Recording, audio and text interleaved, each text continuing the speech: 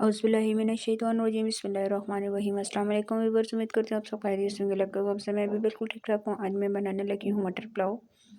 बहुत ही मज़े का ये बनता है, बहुत ही आसान तरीके से इसको बनाना आपको बताऊँगी, तो इसके लिए रेसिपी आपने एंड तक देखनी है।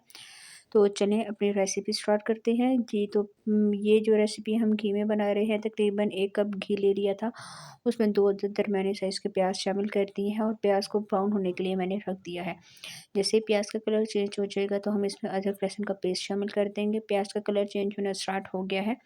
मैं इसमें 1 चम्मच भर के लहसुन का पेस्ट शामिल कर रही हूँ और इसको थोड़ा-सा मिक्स करूँगी। मिक्स करने के बाद फिर 1 चम्मच भर के हम इसमें अदरक का पेस्ट शामिल कर देंगे। ये दोनों पेस्ट जो हैं ये मैंने फ्रेश इस्तेमाल किए हैं। आप चाहें तो जो मतलब कि बने हुए मार्केट से मिलते हैं वो भी ले सकते हैं।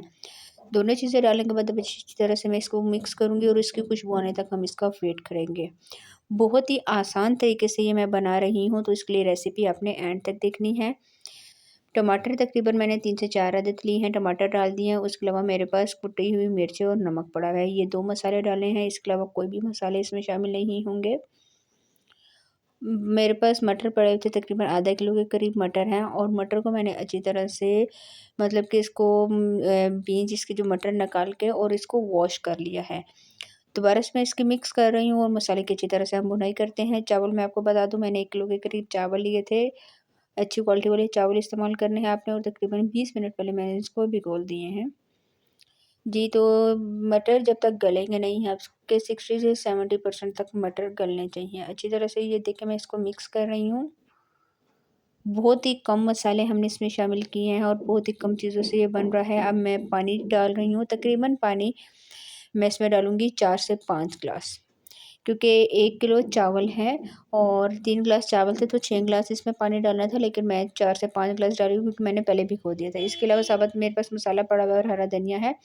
साबुत मसाला अभी इस पॉइंट पे हम डालेंगे और साथ ही हरा धनिया थोड़ा-सा शामिल कर दूँगी। अब पानी का बॉयल होने तक हम इसका वेट करेंगे। जैसे ही पानी का बॉयल आना स्टार्ट होगा तो मैं आपको बता दूँगी। जी, तो पानी का बॉयल आना स्टार्ट हो गया था, बहुत अच्छी तरह से ये पानी बॉयल आना चाहिए पानी को। फिर चावल पड़े थे, चावल का पानी भी मैंने निकाल दिया। अब आराम-आराम से अपने चावल इसमें डालने हैं। बहुत ज़्यादा धुआँ हो रहा था। जी, तो ये देखिए मैं अब आराम-आराम से इसमें चावल डाल रही हूँ। चावल डालने के बाद आपने बहुत हल्के हाथ से चम्मच चलाना है।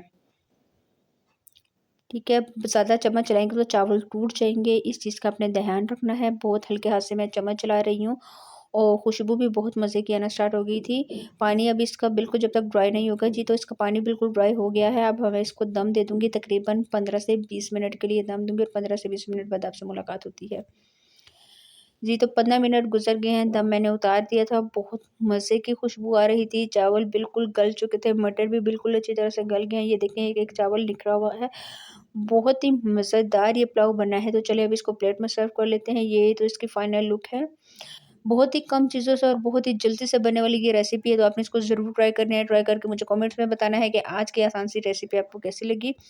आज के लिए इतना ही, इंशाल्लाह नेक्स्ट वीडियो में आपके साथ मुलाकात होगी एक नई रेसिपी के साथ। तब तक के लिए मुझे दीजिए इजाज़त, दुआ में याद रखिएगा। अल्लाह हाफ़िज़।